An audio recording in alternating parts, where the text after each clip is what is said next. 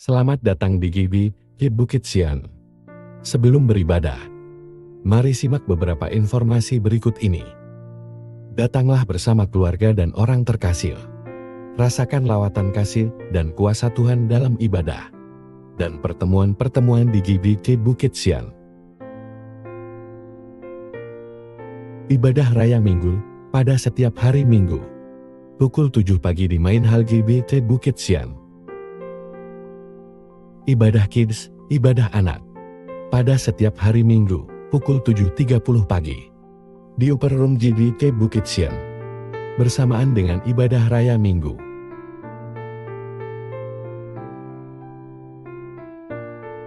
Ibadah Youth, ibadah pemuda.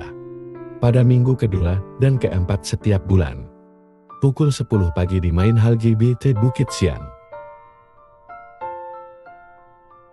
Doa malam, pada setiap hari Rabu, pukul 7 malam di Main Hall GBI Bukit Sian. Dan juga melalui Zoom dengan meeting ID yang tertera. Dana sosial Bukit Sian Family. Dengan Rp50.000 per keluarga setiap bulan. Kita dapat membantu keluarga Bukit Sian lainnya. Dan juga berpartisipasi dalam kegiatan sosial Bukit Sian Family. Pelayanan pastoral lainnya, seperti pelayanan keluarga, ibadah keluarga, doa khusus, konseling, pendampingan, dan bimbingan rohani. Dapat menghubungi tim Gembalo atau Majelis GBI Bukit Sian. Informasi lainnya akan disampaikan setelah ibadah selesai nanti. Selamat mengikuti ibadah sesaat lagi. Tuhan Yesus memberkati kita semua. Apa kabarnya? Dahsyat, luar biasa. Yes. Sekali lagi, apa kabarnya? Dahsyat, luar biasa. Yes. Amin. Senang sekali hari ini bisa bertemu dengan om tante semua. Dan kita bisa lihat ada yang ganteng sama yang cantik nih hari-hari ini nih. Ada yang baru datang nih kayaknya. Selamat datang Pendeta Feba Hartini dan Bapak Jamie Turan. Selamat datang di Bukit Sian Family. Oke, kita akan memulai ibadah kita. Kita angkat satu pujian, segala pujian dan syukur kita. Yes, amin.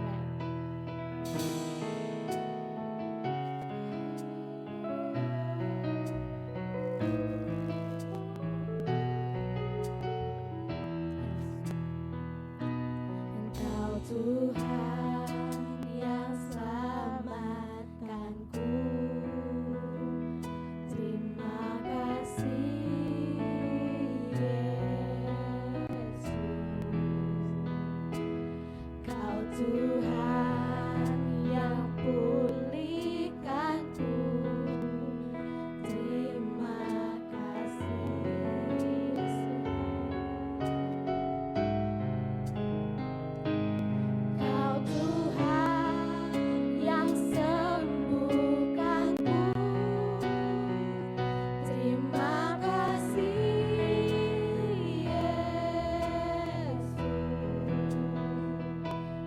Kau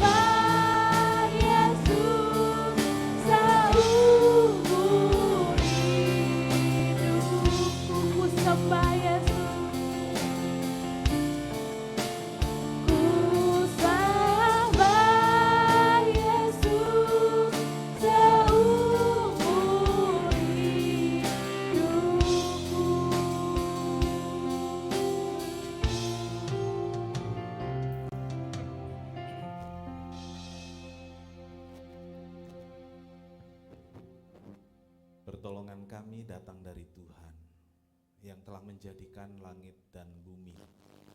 Berkat-berkat yang berlimpah dari Allah Bapa, Putra, dan Roh Kudus dicurahkan atas ibadah ini, memberkati setiap jemaat yang hadir, menolong setiap jemaat yang membutuhkan Tuhan dalam hidupnya.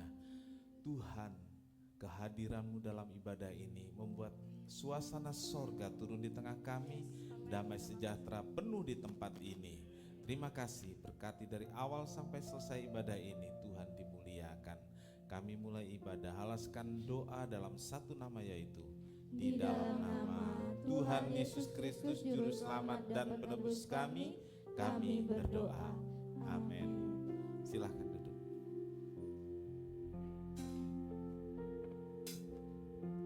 Kita percaya bahwa kita adalah umat yang diselamatkan, amin? Amin. Yes, kalau kita sudah diselamatkan, kita nggak boleh kompromi ya akan dosa ya Om Tante. Amin, haleluya, yes. Amin.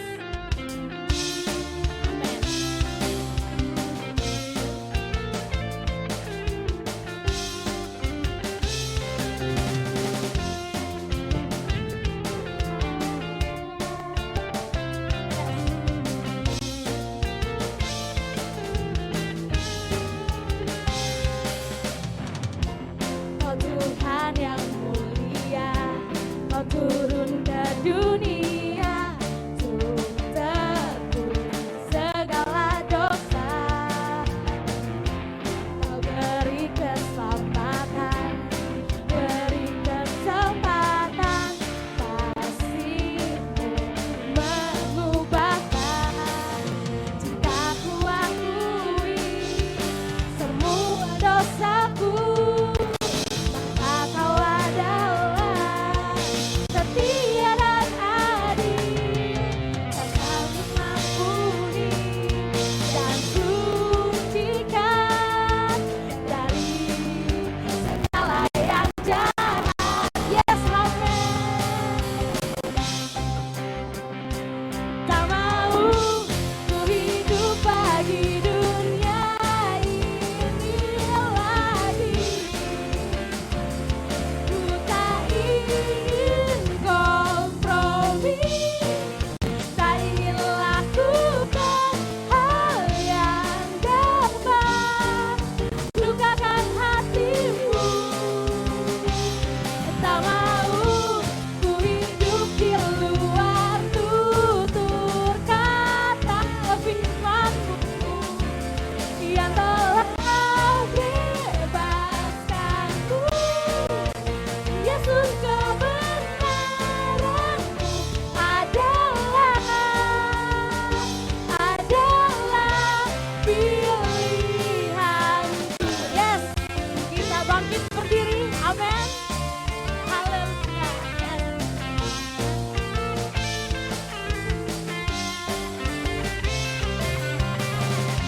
Haleluya.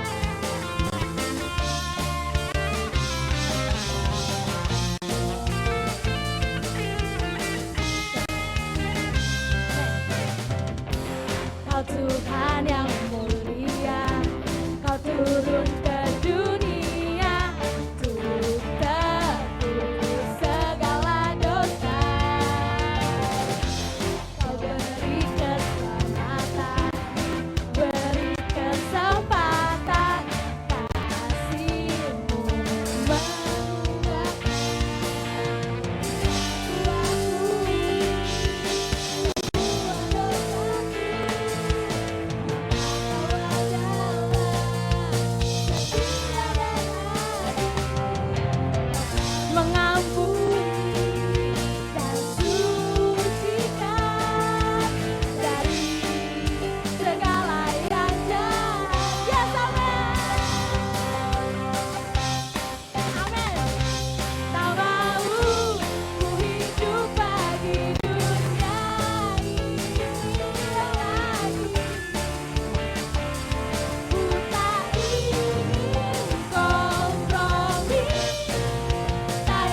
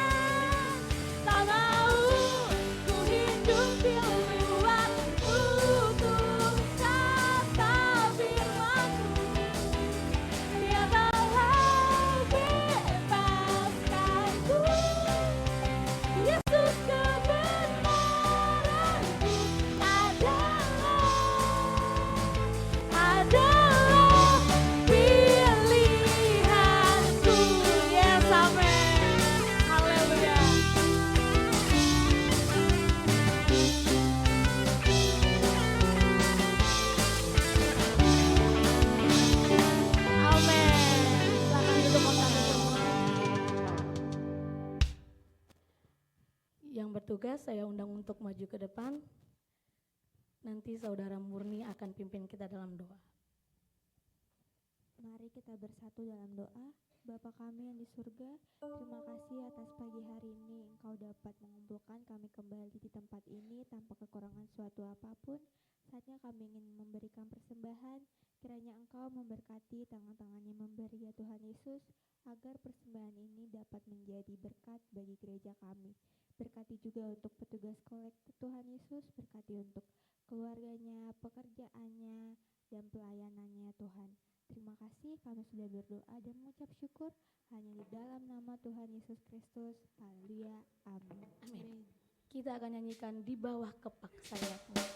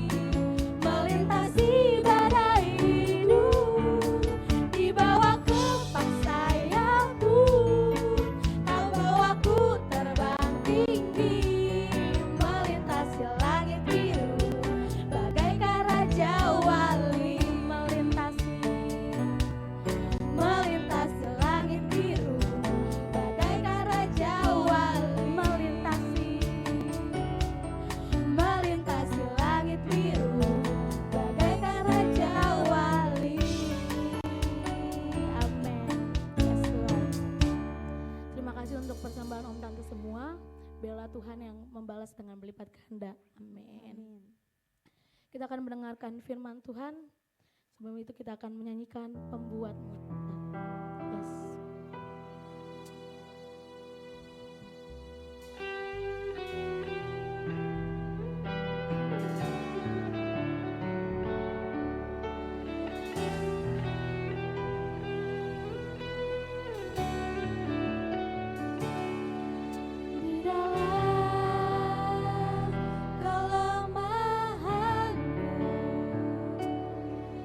Sempurna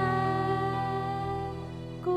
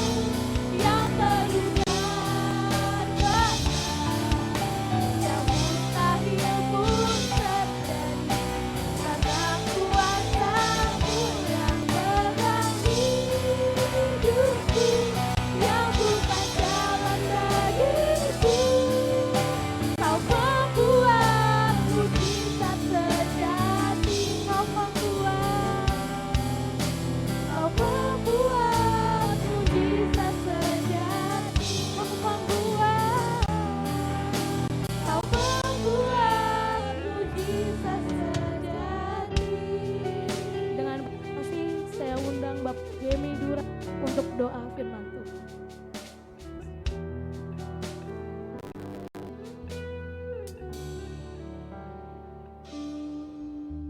Kami mengucap syukur, banyak terima kasih kepadamu Bapa yang baik. Pada pagi hari ini Tuhan, kami sangat berterima kasih atas segala pertolongan, pimpinan, perlindungan, penyertaan daripadamu Bapa. Amin. Lawatan Tuhan untuk kami sehingga kami boleh berkumpul di tempat ini. Kami sudah memuji dan membesarkan namamu Bapa. Biarlah puji-pujian yang kami sembah kepadamu Tuhan boleh naik di hadiratmu Amin. untuk Haleluya. memberkati kami. Bapa yang baik, kami sangat bersyukur Tuhan lewat puji-pujian ini Tuhan. Kami boleh semangat luar biasa yang kami panjatkan kepadamu Tuhan. Terima kasih Bapak yang baik, terima kasih.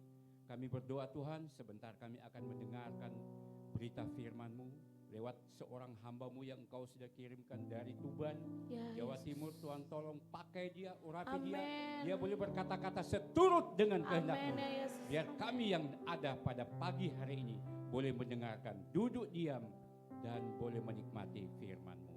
Urapi hamba-Mu Tuhan, supaya hamba-Mu boleh berkata-kata lewat firman-Mu nanti. Tuhan, memang hamba-Mu dalam keadaan sakit, tapi kami yakin dan percaya lewat sakitnya ini Tuhan, dia mau melayani-Mu, dia mau mendahulukan Ya, pelayanan-Mu, supaya lewat tindakan besok di rumah sakit Ya, Mayapada Yesus. boleh Engkau berkati Tuhan dan Engkau Amin. sembuhkan dalam Amin. nama Yesus. Kami yakin percaya dan kami bersatu hati untuk panggil nama-Mu Tuhan, hanya di dalam nama Tuhan Yesus. Kami sudah berdoa dan mengucap syukur. Terpuji nama-Mu Tuhan kekal sampai selama-lamanya. Haleluya. Amin. Amin. Silakan duduk. Selamat mendengarkan firman Tuhan.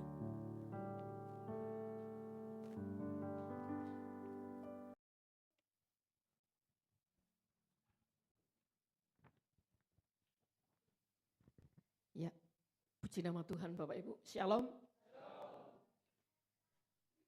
Walaupun kondisi tidak memungkinkan, tetapi semangat tetap harus menyala-nyala. Ya, puji Tuhan Bapak Ibu yang dikasihi oleh Tuhan. Karena saya merasa bahwa hidup ini adalah kasih karunia. Karena anugerah Tuhan yang luar biasa dalam kehidupan saya secara pribadi. Sebenarnya kalau saya pikir hal ini kecil di hadapan Tuhan, ya. Masa dengan sakit ini saya harus kalah. Memang saya mau ke Jakarta ini janjian dengan anak yang menikah dengan orang Batam, tetapi suku Batak ya. Tadi begitu salam-salam dengan keluarga saya, besan saya itu marga Siregar. Ya. Bapak Ibu yang dikasih oleh Tuhan, diberkati tanggal 1 Februari 2025 di Batam. Sekarang sudah hamil, mau masuk 7 bulan ya. Bapak Ibu, kita sudah janjian di Jakarta itu 1 bulan yang lalu.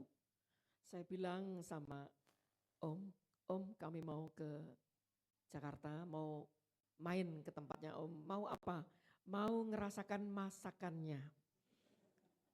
Karena cuma dipari lewat Facebook Bapak Ibu. Banyak tamu yang diundang menikmati masakan beliau. Kami ini berdua adalah anak rohani dari beliau. Dan pertama kali Bapak Gembala memberkati pernikahan itu kami yang diberkati. Jadi kami adalah anak sulung beliau. Bapak Ibu, kita akan sama-sama melihat di dalam Ibrani pasal 12 ayat yang ke-10. Suratan Ibrani 12 ayat yang ke-10. Saya akan bacakan demikian firman Tuhan. Sebab mereka mendidik kita dalam waktu yang pendek sesuai dengan apa yang mereka anggap baik. Tetapi Dia menghajar kita untuk kebaikan kita supaya kita beroleh bagian dalam kekudusannya. Tema firman Tuhan pada pagi hari ini adalah kuat karena di Bapak Ibu, di sebuah daerah di Maluku Tenggara, nama kotanya adalah Kota Dobo. Ya mungkin ada yang pernah kenal. Biasanya Bapak Gembala yang suka pelayanan di mana-mana. Saya bilang, Om, kalau ada pelayanan di Toraja, saya mau ikut. Karena apa? Belum pernah injak Toraja. Nah, di daerah itu terdapat penghasil mutiara yang sangat terkenal di samping Kota Lombok, Mataram ya. Saya pernah di sana ada outlet yang menjual mutiara dari harga kaki 5 sampai bintang 5 Bapak Ibu.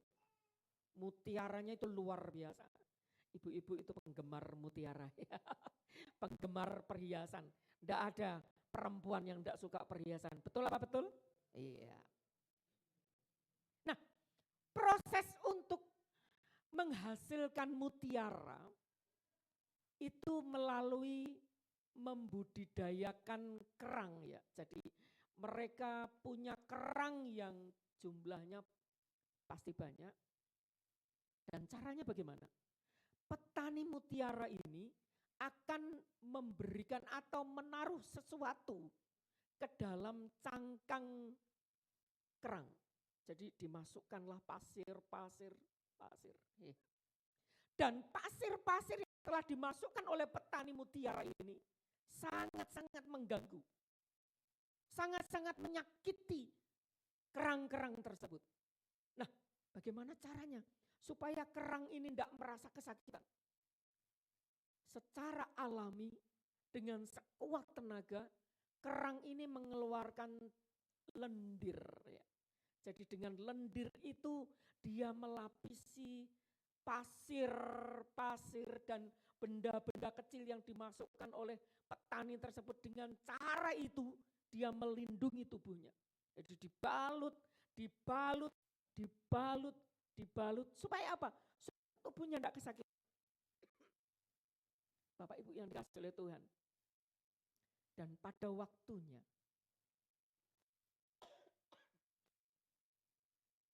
waktunya Bapak Ibu, pasir yang dibalut dengan lendir tadi, pasir yang tidak berharga, berubah menjadi mutiara. Bapak Ibu, mutiara yang dihasilkan adalah mutiara yang harganya luar biasa. Dari apa? Dari tubuh kerang yang disakiti. Dari tubuh kerang yang dilukai. Dia menjadikan luka itu, menjadikan sakit itu, menjadikan sesuatu yang sangat berharga. Suratan Ibrani yang disampaikan untuk jemaat yang ada pada waktu itu. Karena jemaat yang dipanggil adalah dari non-Yahudi. Mereka beda adat istiadat, beda kebiasaan, beda budaya. Dan itu dipersatukan dalam satu Kristus. Bapak Ibu yang dikasihi oleh Tuhan, apa yang dihadapi oleh orang-orang Ibrani pada waktu itu Rasul Paulus mencatat, memberikan surat kepada mereka untuk mereka teguh dalam iman ketika mereka menghadapi yang namanya aniaya atau didikan. Nah, kita akan melihat di ayat yang ke-11. Pasal 12 ayat yang ke-11 demikian. Memang tiap-tiap ganjaran pada waktu ia diberikan tidak mendatangkan sukacita, tetapi duka cita. Tetapi kemudian ia menghasilkan buah kebenaran yang memberikan damai kepada mereka yang dilatih olehnya. Bapak Ibu yang dikasih oleh Tuhan.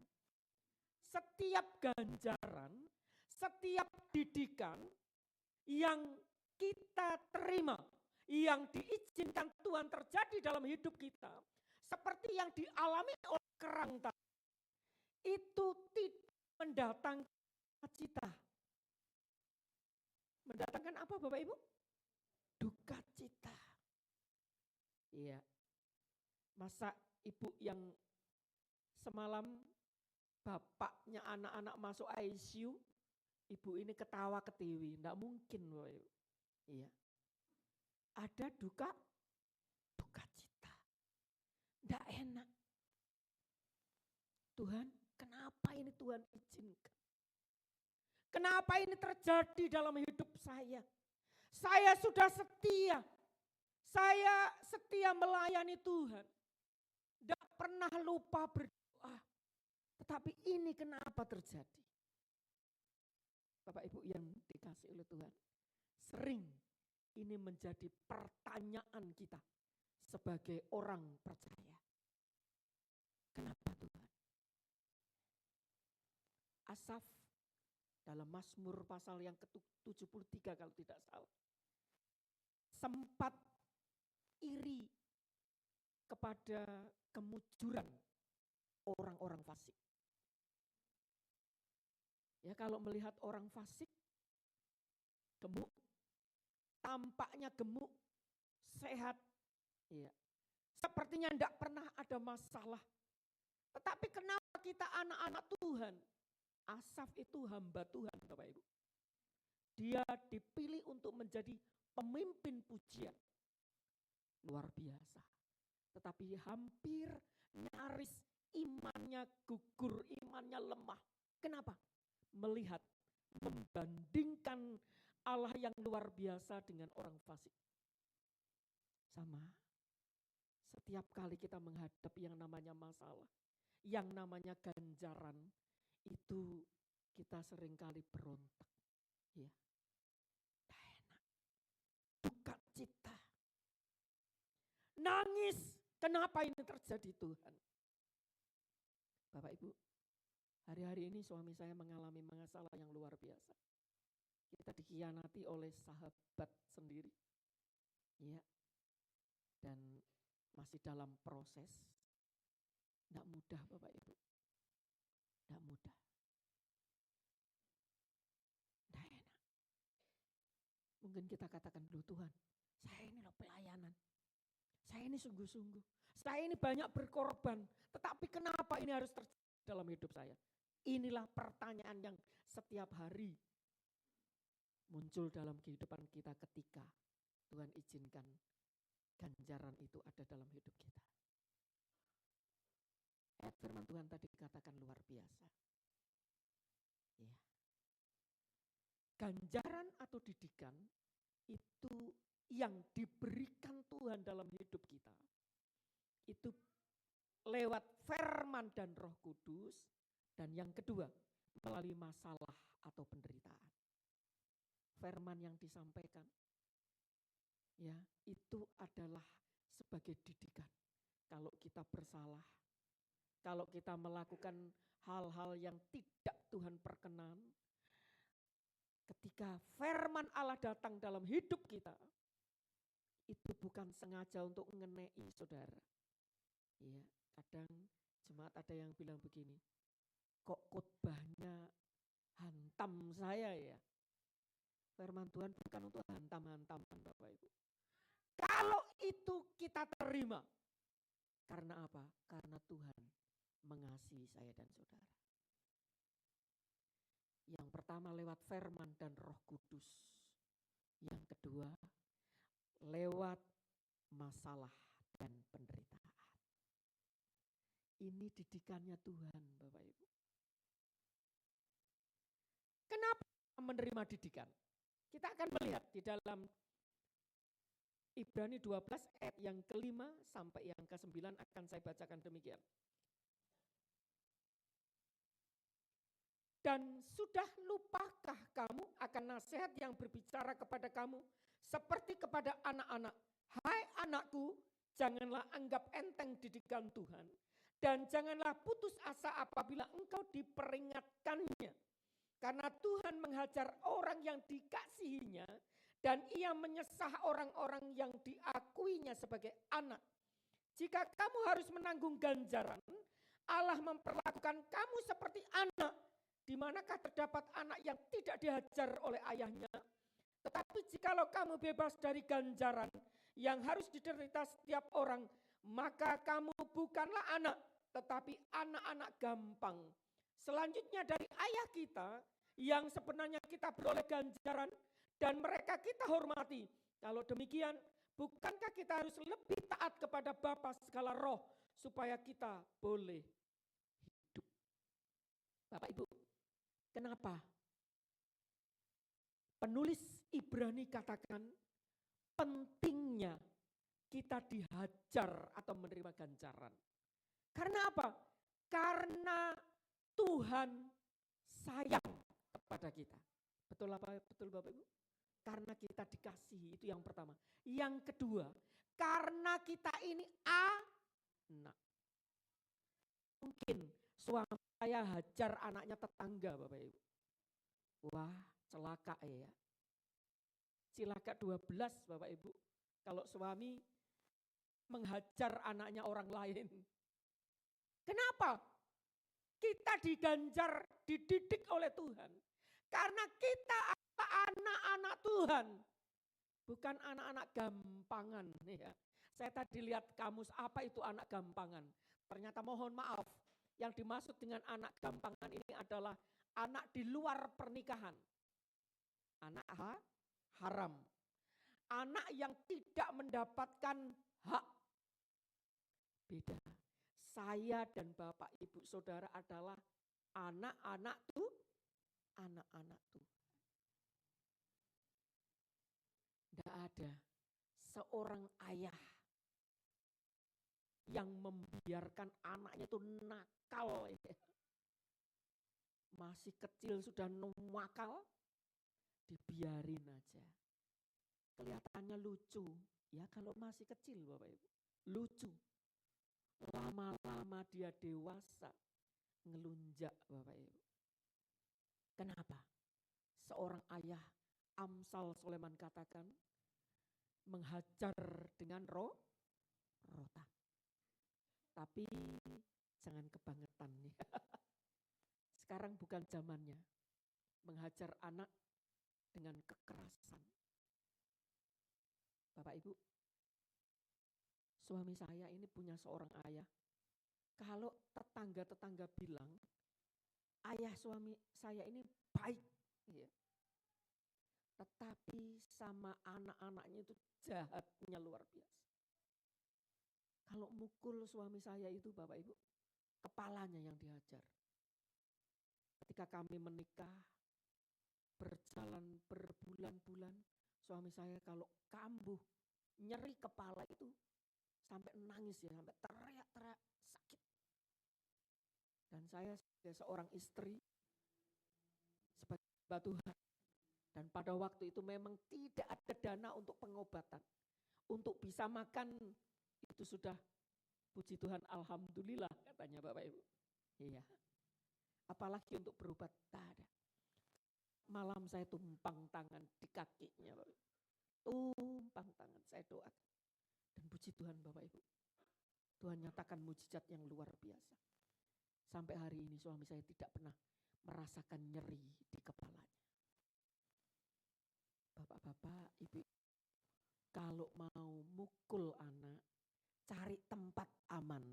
Ya, di mana aman? Berarti pengalaman mendidik anak. Dihajar. Seorang ayah atau mama tidak pernah berpikir ketika menghajar mendidik anak, bunuh anaknya. Tidak mungkin tak? Tidak. Semua untuk apa? Kalau anak dibiarkan nakal, dibiarkan sejak kecil, nanti dewasanya jadi preman Bapak Ibu. pertama,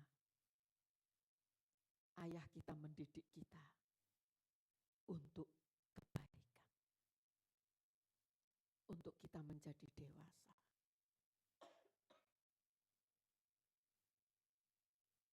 Kisah ini tidak tahu terjadi berapa tahun yang lalu di media sosial. Kita pernah dengar ya, kejadian 2 anak perempuan yang terjun bebas di Jakarta waktu itu, terjun bebas dari apartemen, tahu lantai berapa, mati. Kenapa? Karena ketika mamah papahnya mati, kalau tidak salah waktu itu kecelakaan, dan kedua anak ini tidak bisa menerima keadaan, akhirnya mereka lompat dari apartemen. Bapak Ibu, kenapa mereka nekat? Karena orang tuanya salah, Bapak Ibu. Iya, dari kecil sebenarnya mereka sudah bisa pakai kaos kaki sendiri, pakai sepatu sendiri, pakai seragam sendiri, bisa mandi sendiri, bisa makan sendiri, bisa bikin super mie sendiri. Ini tidak diajarkan oleh orang tuanya. Karena saking sayangnya mamanya kepada anak-anaknya ini. Wah, mereka sebenarnya sudah mampu mengerjakannya sendiri. Tidak diajari Bapak Ibu. Jadi semua tergantung orang tua. Ya. Dari pakai kaos kaki, sepatu, pakai seragam, makan mesti disuapi. Ya, tidak bisa menyiapkan sendiri. Jadi anak ini menjadi labil.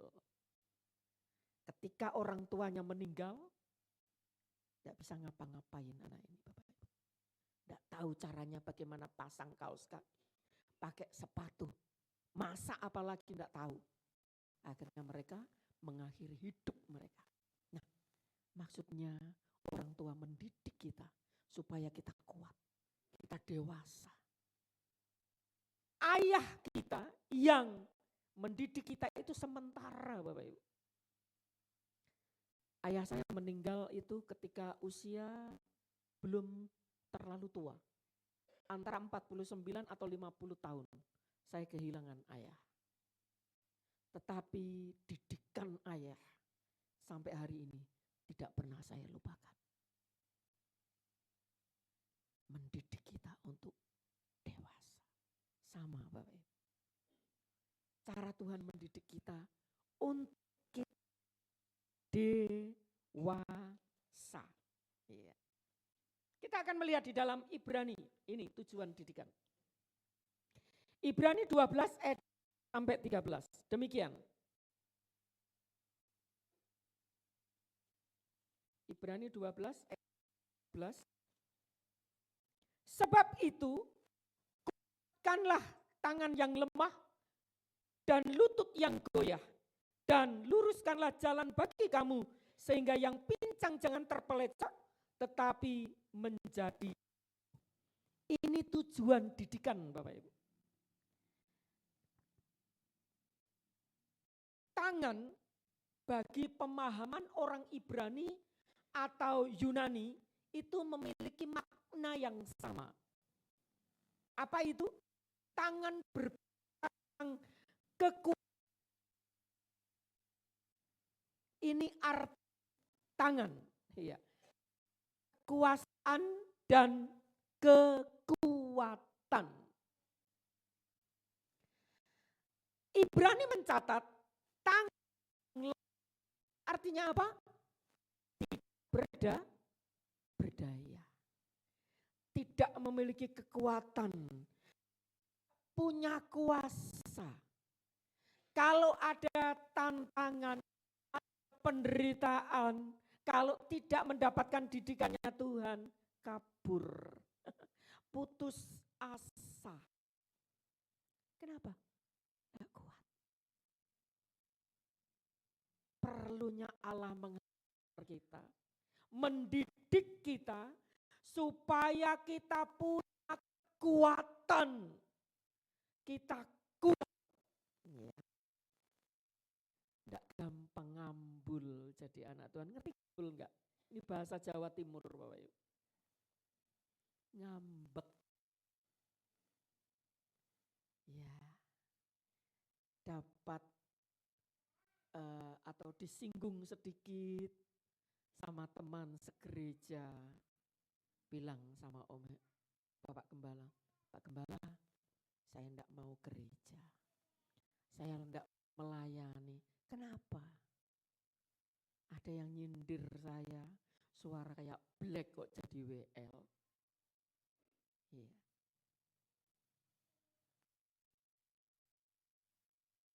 Itu sejak usia 8 tahun Bapak Ibu. Ketika saya pelayanan, saya 70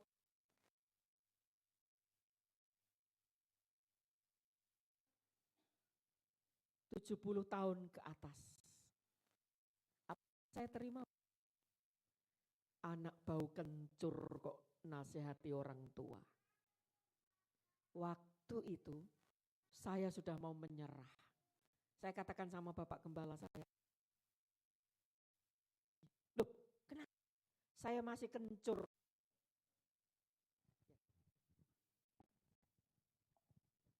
Ya. Kadang ada gesekan-gesekan terjadi. Kalau kita kuat, kita anggap itu adalah simponi. Itu adalah hiasan. Itu adalah semangat kita untuk tetap setia di dalam pelayanan. Bapak Ibu yang dikasihi oleh Tuhan, banyak gesekan, banyak tantangan. Tuhan, aku sudah setia, kenapa kau beri aku sakit? Bukan kata-kata itu lagi yang muncul. Kenapa kita katakan? Kita akan katakan kepada Tuhan, terima kasih Tuhan. Kalau Tuhan izinkan ini terjadi, ada rencana Tuhan yang luar biasa. Amin Bapak Ibu. Amin Bapak Ibu. Menjadikan kita kuat. Jadi anak Tuhan tidak cengeng, tidak ngambekkan. Iya. Semakin memacu kita untuk maju, untuk kuat, tidak gampang menyerah dan putus asa. Lalu dikatakan lutut yang goyah. Lutut ini adalah tempat atau sebagai tugasnya menyangga tubuh kita, Bapak. Beberapa waktu yang lalu saya ngalami nyeri lutut hebat. Ya. Waktu itu ada pengobatan alternatif suhu ayung ya. Saya dibawa suami saya ke suhu ayung, ditusuk itu 20 tusuk Bapak Ibu. Saya teriak-teriak luar biasa. Dan luar biasa juga baik ya, sembuh. Ketika lutut ini sakit, goyah, jalannya tertatih-tatih. Ya. Alkitab katakan di dalam Ibrani, bisa membuat orang terpelecok, jatuh. Kenapa? Gak kuat kakinya. Apa yang dimaksud oleh Ibrani? Ketika Yesus pada malam sebelum dia diserahkan, selain dia mengadakan perjamuan makan bersama, minum anggur dan makan roti sebagai lambang bahwa roti adalah tubuhnya dan anggur adalah darahnya. Yesus juga melakukan satu kegiatan yang luar biasa, yaitu mencuci kaki para murid. Jadi dia cuci kaki para murid. Apa maksudnya? Kaki berbicara tentang perjalanan hidup. Kenapa murid-murid harus dicuci kakinya? Karena Yesus tahu supaya murid-murid tidak kehilangan tujuan. Kenapa Yesus memanggil mereka menjadi murid? Menjadi pemberita kebenaran. Dan benar Bapak Ibu, Petrus mengkhianati Yesus. Ya. Murid-murid yang lain meninggalkan Yesus. Tetapi luar biasa kuasa kebangkitannya. Yesus kembalikan mereka. Dan mereka kembali pada panggilan yang semula. Tujuan didikan yang Tuhan berikan. Selain kita punya kekuatan tangan kita, kaki kita tetap teguh. Pengajaran akhir zaman ini, banyak pengajaran-pengajaran yang cuma menyenangkan telinga. Ya, hanya menyenangkan telinga. Dan bukan itu saja, pengajaran-pengajaran akhir zaman ini banyak membuat iman kita menjadi bimbang. Ya. Banyak membuat kita ragu. Benar ya? Benar? Enggak. Yesus ini Tuhan. Membuat saya dan Bapak Ibu ragu. Tapi luar biasa. Didikannya Tuhan membuat kita tetap teguh. Berdiri di dalam kebenaran firman. Kuat. Tidak gampang terumbang-ambing. Kalau ada masalah, biasanya masukan dari orang-orang itu berbagai macam, Bapak Ibu. Datang ke sana loh, orang pintar. Ya. Datang ke sini loh, dia sanggup menyelesaikan masalahmu. Hati kita mulai, ya, saya sudah berdoa sama Tuhan kok enggak dijawab-jawab. Saya sudah bergumul dengan Tuhan kok enggak ada kepastian. Mulai bimbang. Saya percaya Bapak Ibu, firman Allah yang tiap minggu disampaikan oleh Bapak Gembala. Tiap minggu kita dengar, setiap hari kita baca, kita mendengarkan renungan firman. Membuat apa? Membuat kekuatan tersendiri dalam hidup saya dan saudara. Ketika kita diperhadapkan oleh situasi apapun, kita katakan, Tuhan tidak pernah meninggalkan saya. Ketika suami saya kena COVID, Bapak Ibu, tahun 2021, waktu itu yang delta, yang berat. Waktu saya masukkan masih kuat, cuma waktu sesak ya. 3 hari di rumah sakit umum, suami saya VC saya. Dia katakan, Mbak, kalau saya tidak keluar dari rumah sakit ini, saya mati bukan karena COVID, tetapi mati karena stres. Lah, terus bagaimana ini? Saya mau pindah rumah sakit. Benar Bapak Ibu, dengan proses yang begitu sulit. Akhirnya suami saya keluar, saya pindahkan di rumah sakit Medika Mulia di swasta. Saturasi suami saya waktu itu sudah 52 Bapak Ibu. Sudah mangap-mangap. Kalau ngelihat ikan di luar air, nah itu suami saya waktu itu. Saya dengan anak saya yang pertama, itu sudah pucat. Dia katakan, Mah, papa drop. Iya. Saya juga sudah mulai ini Bapak Ibu, sudah ketakutan ya. Tetapi luar biasa, firman itu menghibur saya. Memberi kekuatan yang luar biasa. Iya. Saya dengar firman. Yesus katakan, kamu tidak sendirian. Aku memegang tangan. Karena saya dengar suara itu Bapak Ibu, iman saya tumbuh dan timbul. Saya percaya suami saya sehat. Benar.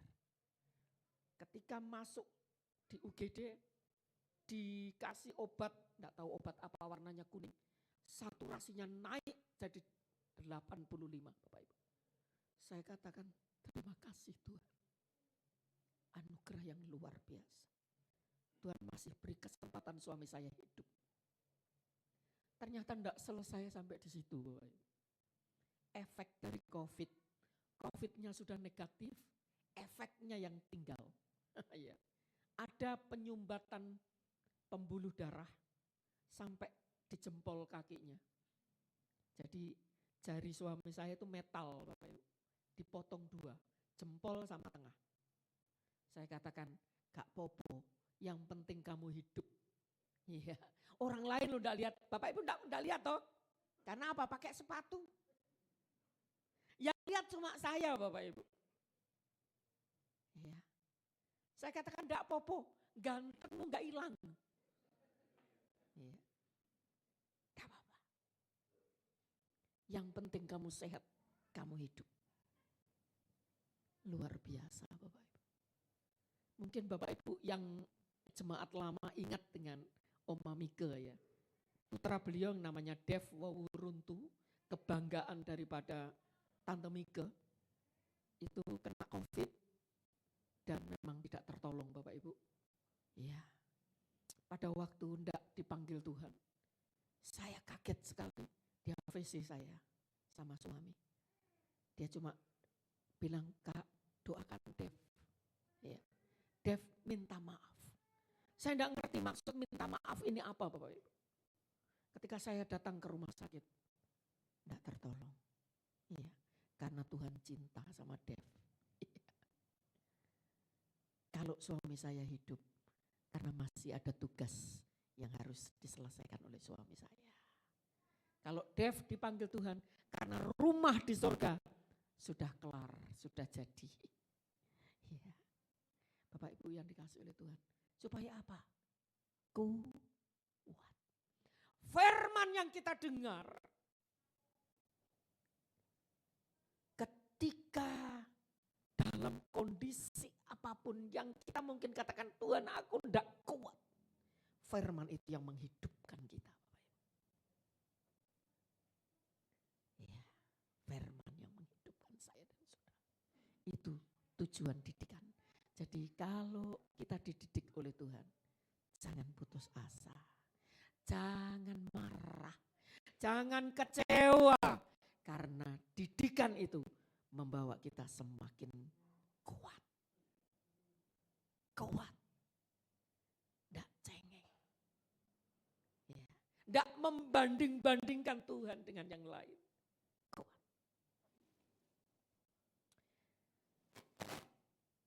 Selanjutnya, kuat dalam hal apa? Kita akan baca di dalam ayat 14 dan seterusnya. Sebab mereka yang berkata demikian, menyatakan bahwa mereka dengan rindu mencari, salah ya? Oh salah. Ibrani 12 ayat yang ke 14. Berusahalah hidup damai dengan semua orang dan kejarlah kekudusan. Sebab tanpa kekudusan tidak seorang pun akan melihat Tuhan. Jagalah supaya jangan ada seorang pun menjauhkan diri dari kasih karunia Allah. Agar jangan tumbuh akar yang pahit yang menimbulkan kerusuhan dan mencemarkan banyak orang. Janganlah ada orang yang menjadi cabul atau yang mempunyai nafsu yang rendah. Seperti Esau yang menjual hak kesulungannya untuk sepiring makanan. Sebab kamu tahu bahwa kemudian ketika ia hendak menerima berkat itu ia ditolak. Sebab ia tidak beroleh kesempatan untuk memperbaiki kesalahannya. Sekalipun ia mencarinya dengan mencucurkan air mata. Nah ini, kuat dalam hal apa? Pujian tadi luar biasa Bapak Ibu. Kita tidak lagi kompromi dengan dunia. Kita tidak lagi hidup dalam dosa. Hidup semakin kudus. Ini tujuan didikannya Tuhan. Yang dulunya sukanya minum-minuman.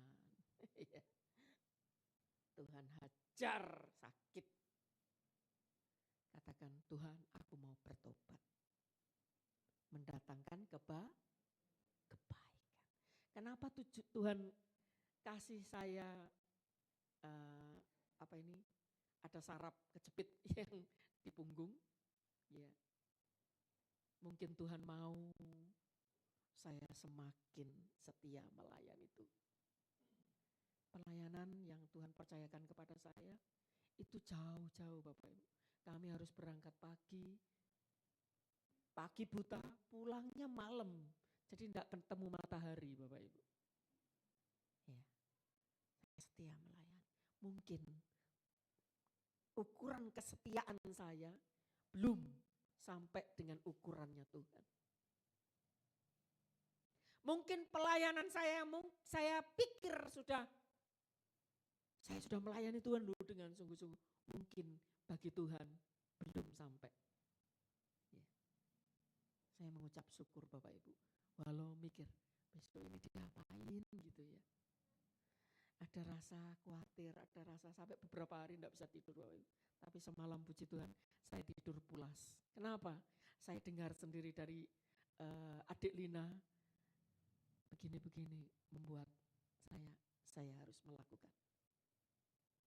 Bapak Ibu yang dikasih oleh Tuhan. Semua mendatangkan kebaikan. Supaya kita tidak meninggalkan yang namanya kasih apa sih kasih karunia? Saya mau jelaskan sedikit. Kasih karunia sama dengan anugerah. Ya. Sesuatu yang diberikan oleh Tuhan yang sebenarnya kita tidak layak menerima. Salah satunya apa? Keselamatan kita. Kita sebenarnya tidak selamat Bapak Ibu. Karena dosa dan pelanggaran. Tetapi karena kasih karunia lewat pengorbanannya di kayu salib. Membuat saya dan Bapak Ibu dibenarkan. Ya. Orang berusaha mencari kebenaran diri. Ya, saya mengatakan kesalehan manusia di hadapan Tuhan itu seperti kain larah, kain kotor. Apa itu kain larah? Saya lihat dari bahasa Inggrisnya, kain larah atau kain kotor itu adalah kain menstrual. Ya, kain menstruasi. Kalau usia ibu-ibu seusia saya atau di atas saya, itu tidak pernah dulu menemukan yang namanya soft tag. Mungkin ada, karena kondisi tidak bisa beli. Betul ya Ibu? Ya. Tidak bisa beli, atau memang waktu itu belum ada yang namanya soft tag. Anak-anak sekarang punya baby, tidak pernah pakai popok Bapak Ibu. Pakai apa? Pampers. Cucu saya sudah lucu bisa mulai belajar bicara. Kalau ditanya mau beli apa? Cucu. Sama apa? Pampers. Tidak pernah orang tuanya nyuci popok. Beda zaman kita dulu. Cuci popok. Cuci kainnya menstruasi. Ya. Nah, di perjanjian lama, orang yang bersentuhan dengan perempuan yang datang bulan, hukumnya najis. Sama Bapak. Kesalehan manusia itu seperti kain menstruasi. Najis. Berusaha apapun tanpa pengorbanan Kristus, tidak ada artinya di hadapan Tuhan. Ya. Di Batu Cave, Malaysia, saya heran dengan Giselle, dengan kaki yang sakit bisa sampai ke 270 tangga ya Om ya. Saya cuma melihat saja di bawah, tidak berani naik. Nah, waktu itu ada ritual orang-orang India. Dia pakai sorban warna kuning, dari kepala sampai telapak kaki itu dibalur dengan kunyit Bapak Ibu. Jadi warnanya kuning semua. Lalu saya tanya sama tour guide-nya, ada ritual apa? untuk pembersihan diri. Bukan itu saja Bapak Ibu. Ada beberapa orang yang melakukan ritual dengan ini, berguling-guling ya. Jadi dari depan patung sampai ke parkiran, bayangkan Bapak Ibu. Di cuaca yang begitu terik, dia berguling-guling. Lalu saya tanya lagi sama tour guide-nya, maksudnya apa? Untuk penyucian diri dari dosa. Wow, melakukan hal seperti itu. Kita tidak melakukan apa-apa. Ya. Tidak melakukan ritual-ritual yang sedemikian. Tour guide-nya juga bilang, ada loh Bu, dari jembatan yang tidak tahu berapa kilo dari patung batu cave itu, mereka berjalan tengah hari bolong dengan tidak pakai alas kaki. Kalau pernah ke Malaysia, cuacanya beda dengan Indonesia. Panasnya di sana itu luar biasa panas sekali. Dan mereka berjalan kaki dengan tanpa alas kaki Bapak Ibu. Berjalan, tidak tahu berapa kilo. Untuk apa? Penyucian diri. Bersyukur Bapak Ibu. Kita hidup karena kasih karunia. Tidak melakukan apa-apa. Tuhan membenarkan saya dan saudara. Tetapi orang yang telah menerima kasih karunia, gratia, itu akan memunculkan yang namanya gratitude. Apa itu? Ucapan syukur. Tuhan terima kasih. Karena anugerah-Mu Engkau memerdekakan aku dari dosa. Terima kasih Tuhan, karena kasih karunia-Mu aku dibebaskan dari kematian kekal. Terima kasih Tuhan, karena pencurahan darah-Mu aku diselamatkan. Ucapan syukur. Semakin orang mendapatkan banyak kasih karunia, semakin orang itu memberikan banyak ucapan syukur. Dengan cara apa? Setia beribadah, setia melakukan kehendak Tuhan, setia apa yang Tuhan katakan dalam kehidupan kita, kita lakukan. Bapak Ibu, kenapa? Dengan sakit ini saya tetap melayani Tuhan. Karena saya tahu hidup saya karena kasih karunia. Ya. Orang yang banyak mendapatkan kasih karunia, malu untuk melakukan hal-hal yang tidak Tuhan kehendaki. Semakin setia, semakin maju di dalam Tuhan. Ketika kita menghadapi didikannya Tuhan, rasanya tidak enak. Rasanya sakit, seperti kerang tadi. Tidak enak. Mau berontak bagaimana ini? Tidak enak. Tapi dengan kekuatannya, kerang berusaha untuk tetap bertahan. Dilindungi dirinya dengan apa? Dengan lendir, dengan cairan. Dan akhirnya muncullah mutiara yang harganya mahal. Sama Bapak Ibu, saya dan saudara. Ketika ada dalam didikannya Tuhan. Proses yang Tuhan berikan dalam hidup kita. Membawa kita semakin cemerlang. Ya. Jadi mutiara-mutiara yang luar biasa. Suami saya punya kerjaan di Manado Bapak Ibu. Ya, dia menyediakan tol untuk proses pembuatan emas ya. Karena di daerah Manado banyak perbukitan yang mengandung emas. Orang luar tidak bisa masuk untuk bekerja di situ. Jadi orang dalam, masyarakat di situ yang bekerja. Tapi suami saya menyediakan alatnya. Proses yang dialami luar biasa. Dia ambil bahan bakunya dari gunung itu sangat terjal, ya, naik turun, Bapak.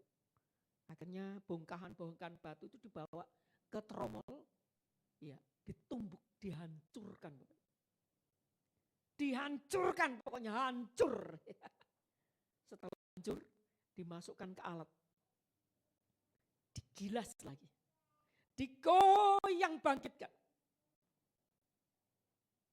ditaruh minyak, akhirnya misah. Mana yang mengandung emas, mana yang tidak. Belum selesai. Cairan yang mengandung emas dibakar. Proses pembakaran luar biasa. Setelah itu muncul warnanya kuning. Belum selesai, masih banyak kotoran Bapak Ibu. Diproses lagi menjadi 24 karat UBS.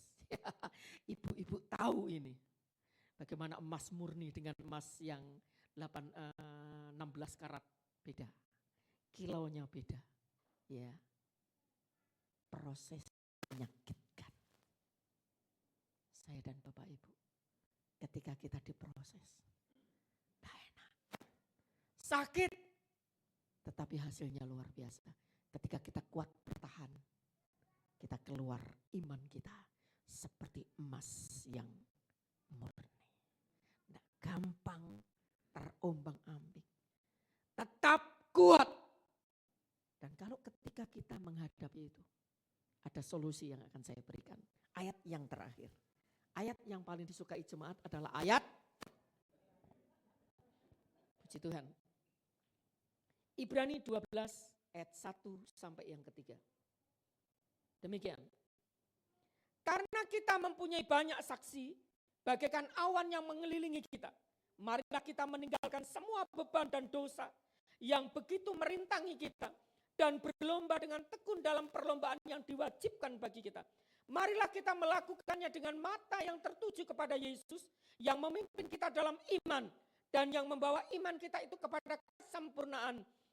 Yang dengan mengabaikan kehinaan tekun memikul salib, ganti sukacita yang disediakan bagi dia yang sekarang duduk di sebelah kanan tahta Allah. Ayat yang ketiga, ingatlah selalu akan dia yang tekun menanggung bantahan yang sehebat itu terhadap dirinya dari pihak orang-orang berdosa, supaya jangan kamu menjadi lemah dan putus asa. Ketika kita dididik oleh Tuhan, ketika kita ada dalam prosesnya Tuhan, tidak enak. Ibrani kasih solusi kepada kita. Pandang Yesus. Pandang Yesus saja, jangan pandang yang lain. Ketika emas ini dibakar Bapak Ibu, yang bakar ini tidak kemana-mana Bapak Ibu. Pakai alat ditungguin ketika emas ini dibakar. Ditungguin, tidak kemana-mana. Sama Bapak Ibu. Ketika kita masuk di dalam proses, Yesus tidak pernah kemana-mana. Dia tidak pernah meninggalkan saya dan Bapak Ibu Saudara. Dia ada.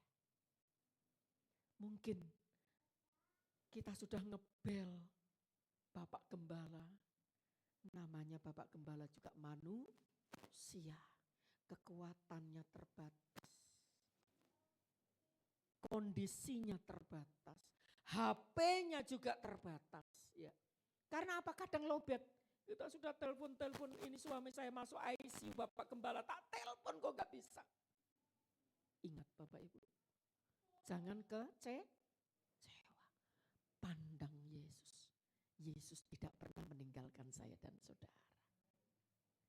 Yesus ada menyertai hidup saya dan saudara. Dalam setiap proses hidup kita, Dia Immanuel yang selalu menyertai kita. Puji Tuhan, hanya ini yang bisa saya sampaikan. Semoga kiranya menjadi berkat buat kita. Saya jemput Bapak Ibu Saudara untuk bangkit berdiri. Kita akan naikkan pujian sekali Yesus. Selamanya Yesus. Saya minta untuk WL dan singer membantu untuk menaikkan pujian ini.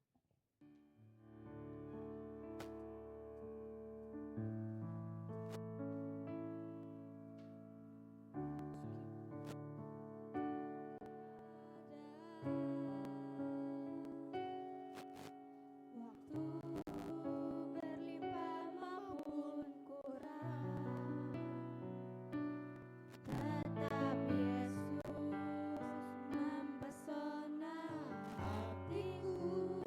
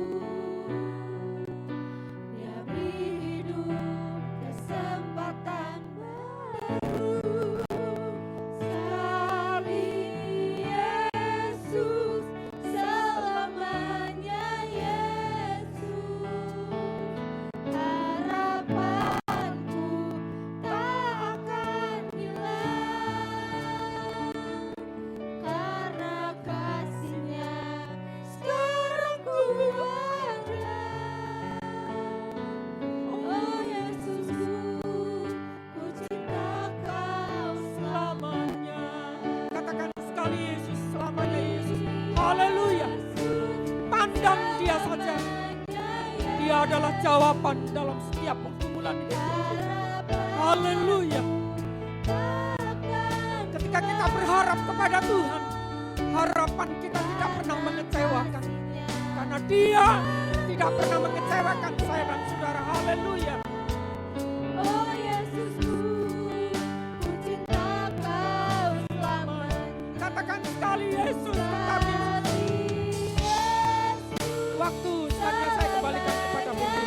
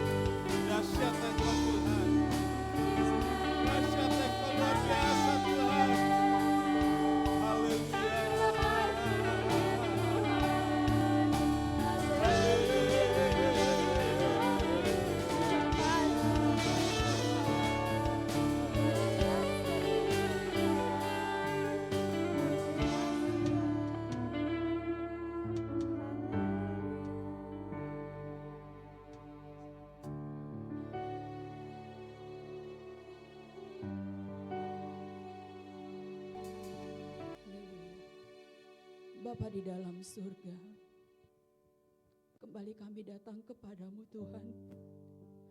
Satu kemurahan Tuhan yang boleh kami rasakan di dalam ibadah ini. Engkau menyapa kami dengan kebenaran firman-Mu Tuhan. Firman-Mu yang menjadi didikan Tuhan bagi kami, untuk kami selalu kuat di dalam Tuhan. Banyak hal yang kami lalui dalam hidup ini Tuhan. Segala persoalan hidup, sakit penyakit. Tetapi kami tahu Tuhan, semua itu adalah bagian Tuhan mendidik kami. Untuk kami tetap setia teguh berjalan di dalam kebenaran firman-Mu. Kami tahu ketika Engkau mendidik kami itu bukan satu hal yang mudah Tuhan. Ketika Engkau mendidik kami, kami merasa sakit. Ketika kami dalam proses itu, kami merasa bahwa sepertinya hidup ini tidak ada artinya Tuhan. Tetapi pagi hari ini, Engkau memberikan kekuatan kepada kami lewat kebenaran firman-Mu. Didikan Tuhan yang kami terima pagi hari ini menguatkan kami. Didikan Tuhan yang kami terima pagi hari ini boleh membuat kami tetap teguh di dalam Tuhan. Terima kasih Tuhan, terima kasih. Hamba-Mu sudah selesai berbicara kepada kami, menyampaikan apa yang menjadi isi hati-Mu Tuhan kepada kami pagi hari ini. Tetapi kami percaya Roh Kudus-Mu Tuhan akan menolong kami, meneguhkan kami, menyertai kami, membuat kami kuat untuk kami terus tetap teguh di dalam Tuhan. Apapun proses yang Tuhan izinkan terjadi dalam hidup kami, Tuhan ada bersama-sama dengan kami. Tuhan mendampingi kami, Tuhan setia memegang tangan kami. Sehingga lewat proses itu Tuhan, kami boleh melihat Tuhan adalah Bapa yang baik bagi kami.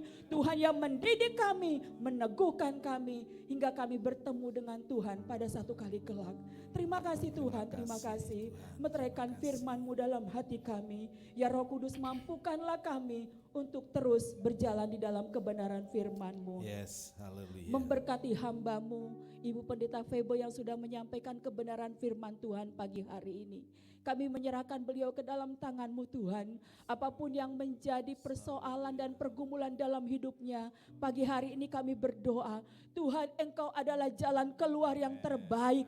Tuhan akan menolong, Tuhan akan menyertai, dan Tuhan akan senantiasa memberikan kekuatan kepada hamba-Mu ini.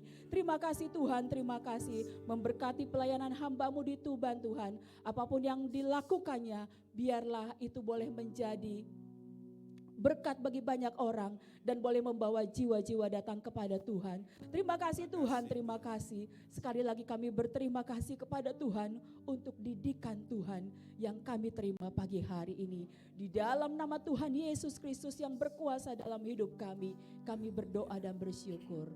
Haleluya. Bapa di sorga, kami bersyukur kepada Tuhan. Tuhan sudah memberkati ibadah ini dari awal sampai selesai. Tuhan sudah memberkati Pendeta Febe dalam pemberitaan firman. Kami bersyukur kalau hari ini kami kembali Tuhan pertemukan dengan saudara-saudara, dengan rekan yang dulu mengawali pelayanan di tempat ini. Mereka telah bersama-sama bahkan ketika mereka jauh dari tempat ini, mereka juga mendoakan. Terima kasih Tuhan untuk kehadiran pagi ini Jimmy dan Febe, juga Mbak Sesmike dan Nove. Tuhan berkatilah mereka dalam usaha pekerjaan, dalam pelayanan, sehingga Tuhan dipermuliakan. Kami bersyukur Tuhan, kami bersyukur bahwa selalu saja ada saudara-saudara, rekan-rekan yang mengingat hal-hal yang pernah dibangun bersama-sama di gereja ini. Tuhan berkatilah mereka semua, buat semua jemaat yang hadir. Mereka juga telah berjerih lelah. Jemaat Tuhan telah bahu-membahu melanjutkan apa yang pernah dikerjakan oleh saudara-saudara kami pada masa yang lalu. Saat ini jemaat juga bekerja keras untuk membangun, melakukan banyak hal untuk gereja ini, merenovasi, melengkapi semua yang perlu. Tuhan berkati jemaat-Mu. Berkati ya Tuhan, Berkati pekerjaan, berkati usaha, berkati rumah tangga, berkati pendidikannya. Terima kasih Tuhan, terima kasih Engkau sangat baik buat kami. Kami berdoa khususnya buat Bapak Damanik yang saat ini berada di ICU. Tuhan, kami menyerahkannya dalam tangan Tuhan. Jamahlah, ampuni salah, dosa dan kekurangannya. Tuhan, biar pengampunan dari Tuhan dinyatakan. Dan apapun tindakan yang akan dilakukan dokter, kami mempercayakannya ke dalam tangan Tuhan. Terima kasih Tuhan juga untuk rencana tindakan Pendeta Febe besok. Kami mempercayakan semuanya dalam tangan Tuhan. Tuhan yang mengatur baik secara teknis, secara medis, kami menyerahkannya pada Tuhan. Tangan-tangan dokter biar Tuhan berkati. Obat yang digunakan juga Tuhan berkati. Dan segala kebutuhan untuk itu kami yakin Tuhan telah mempersiapkannya. Segala puji bagi Tuhan. Berkati korban persembahan, persepuluhan anak-anak-Mu. Balas berlipat ganda, Tuhan dipermuliakan. Tuhan memberkati engkau dan melindungi engkau. Tuhan menyinari engkau dengan wajahnya dan memberi engkau kasih karunia. Tuhan menghadapkan wajahnya kepadamu dan memberi engkau damai sejahtera. Saudara yang kekasih, terimalah berkat dan damai sejahtera dari Allah Bapa, kasih karunia dari Tuhan Yesus, persekutuan Roh Kudus serta kita sekarang sampai selamanya. Ini doa kami ya Tuhan yang kami alaskan dalam satu nama, yaitu di dalam nama Tuhan Yesus Kristus Juru Selamat dan Penebus kami berdoa. Bapa kami yang di surga, dikuduskanlah namamu, datanglah kerajaan-Mu, jadilah kehendak-Mu di bumi seperti di surga. Berikanlah kami pada hari ini makanan kami yang secukupnya, dan ampunilah kami akan kesalahan kami, seperti kami juga mengampuni orang yang bersalah kepada kami. Dan janganlah membawa kami ke dalam pencobaan, tetapi lepaskanlah kami daripada yang jahat. Karena Engkaulah yang punya kerajaan dan kuasa dan kemuliaan sampai selama-lamanya. Amin.